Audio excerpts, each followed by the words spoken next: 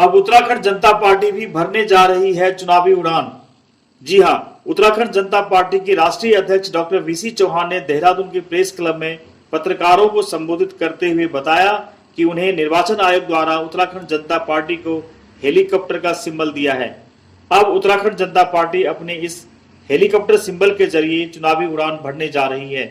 इतना ही नहीं, बल्कि उत्तराखंड जनता पार्टी आगामी विधानसभा में 70 के 70 सीटों पर अपने प्रत्याशी उतारने का काम भी करेगी और पार्टी चुनाव मैदान में जाने से पहले ही ब्लूप्रिंट भी तैयार कर ली है।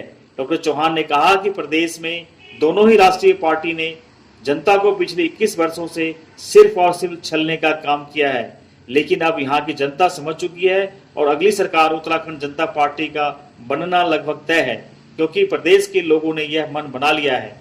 श्रमिक मंत्र संवाददाता की एक खास रिपोर्ट।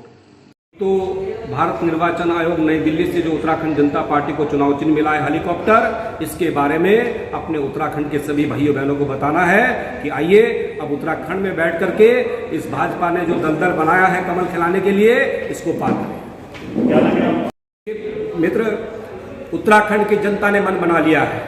उत्तराखंड की जनता भारतीय जनता पार्टी और कांग्रेस का परमानेंट पैकअप करने को तैयार बैठी है। आज आप लोग खुद पत्रकार मित्र है, कोरोना काल में कितनी आप लोगों को दिक्कत आई होगी। आप भी मुख्यमंत्री के पास में आर्थिक रूप से ज्ञापन लेके गए होंगे, उन्होंने उठा करके फेंक दिया होगा या झूठे आश्वासन दिए होंगे, आप खुद उसके गवाह होंगे। की बदहाली है। सबसे बड़ा मुद्दा उत्तराखंड के अंदर जो पहाड़ मैदान का भेदभाव इन्होंने किया है, सबसे बड़ा मुद्दा वो है। सबसे बड़ा मुद्दा बेरोजगारी।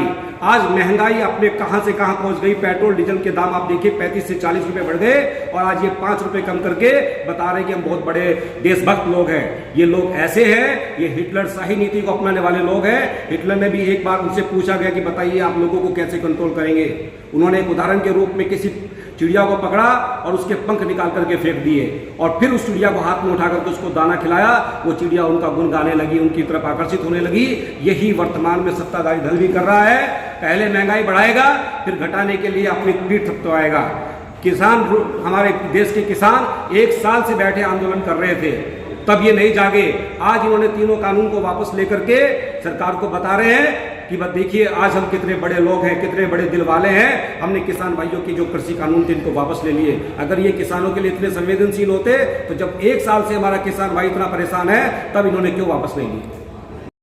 का भविष्य है। आगामी विधानसभा चुनाव 2022 उत्तराखंड के विकास का समय है। आगामी 2022 उत्तराखंड को विकसित बनाने का समय है। आगामी 2022 युवाओं के सपनों को सच करने का समय है।